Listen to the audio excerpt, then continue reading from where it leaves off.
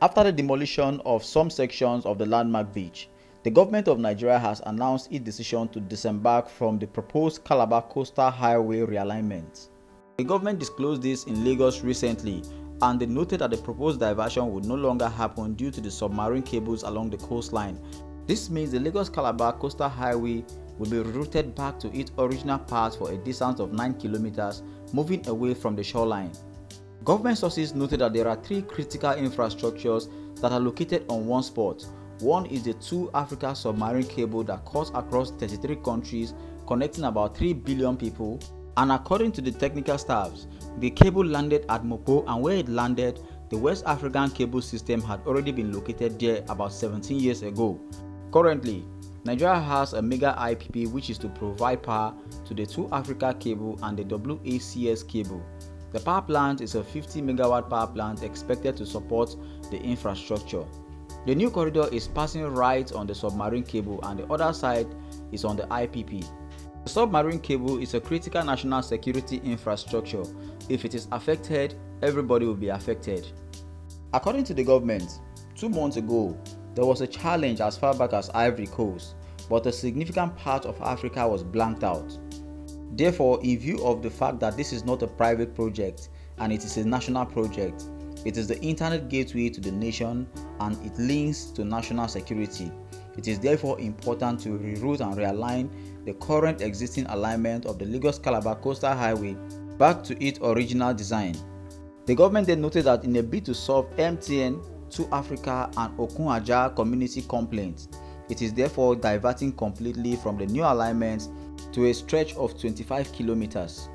Shockingly, the government also announced that the environmental impact assessment will not be available for now, citing Section 15B of the Freedom of Information Act to support the government decision to withhold certain information from the press and public.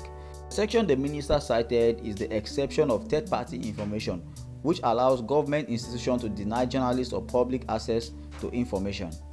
Aside from environmental impact assessment concerns, the project also raises several doors for violating open competitive bidding and the government's failure to publish bidders at the Infrastructure Concession Regulatory Commission portal before the commencement. Already, the management of Landmark Beach is seeking compensation from the federal government over the demolition of its estimated $200 million property. The company has also noted that the demolished properties included supporting buildings and infrastructure to the landmark ecosystem. The demolition resulted in the loss of nearly half of the company's revenue. The Coastal Highway, as we all know, stands out as a 700 km project estimated to cost 15 trillion naira and to be built by high-tech construction company owned by Gilbert Chagori, a long-term associate of the President of Nigeria.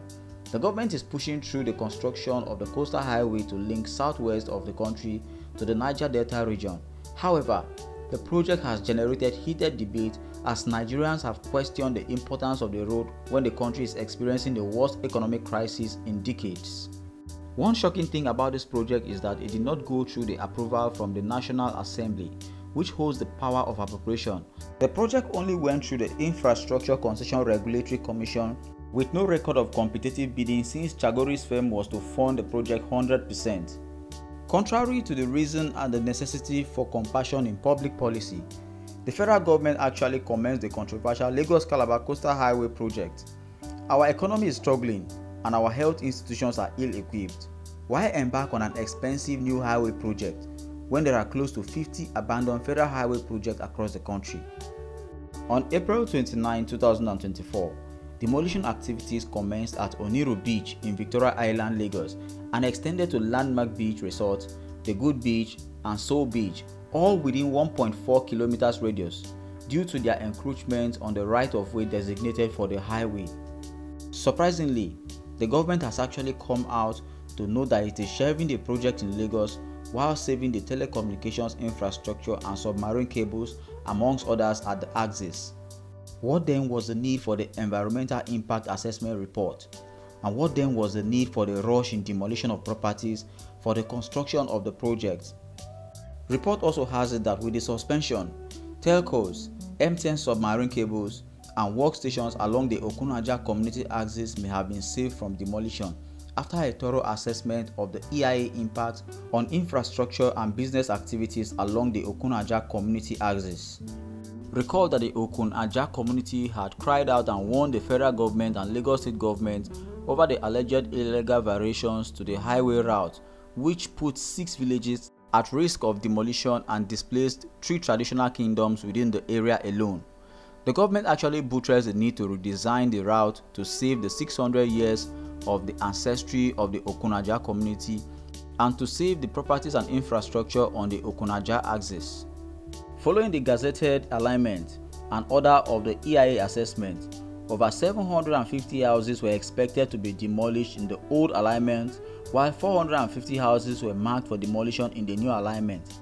After a thorough assessment of the project along the Okun-Ajah community axis, the government also explained that the project approval followed due process and went through the Bureau of Public Procurement after consideration by the Federal Executive Council as prescribed by the law. The government also added that the BPP issued a certificate of no objection on the project to the Ministry of Works in line with the Procurement Act. The Ministry of Works then took the certificate of no objection to the Federal Executive Council, and the council debated and approved it. However, so many Nigerians are of the opinion that the demolition before proper environmental impact assessment of buildings and infrastructure was a major concern. Some of the reverse decisions actually taken by government recently is as a result of a poor environmental impact assessment. This is precisely why a proper environmental impact assessment should have been carried out, coupled with some sort of public hearing that would have given affected persons a voice. Unless I am mistaken, it appears that the federal government has destroyed properties along the new chosen path of the new Lagos-Calabar coastal road, only to realize that sticking to the original path makes so much sense. The demolition of a mega business like that of Landmark in Lagos could actually jeopardize the chances of many investors who were actually seeking to invest in Nigeria to look elsewhere. However, the management of Landmark Beach Resort has announced plans to pursue investment opportunities in states beyond Lagos and other West African nations following the demolition of the property. It revealed that the company is in advanced discussions with other states in Nigeria to expand its investment beyond Lagos. The company also noted that it has attracted over 100 million in foreign investments over its 2 decades of operation.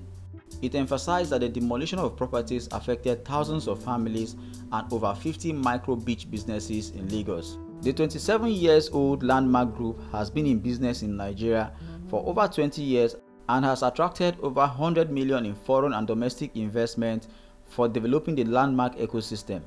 While I understand government's eminent domain right for the greater public good and the value of a coastal road, it is heart-wrenching to see the destruction of a world-class tourism platform that represented hopes, dreams, and aspirations of thousands of families and over 50 micro and small beach businesses, only for the state government to revert back to its original plans after demolishing multi-million dollars investment at the beachfront.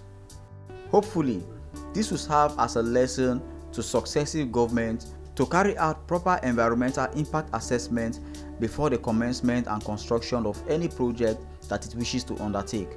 Guys, do well to drop your honest comments in the comment section. Tell us what you think about the project. Don't forget to subscribe and share. Thank you.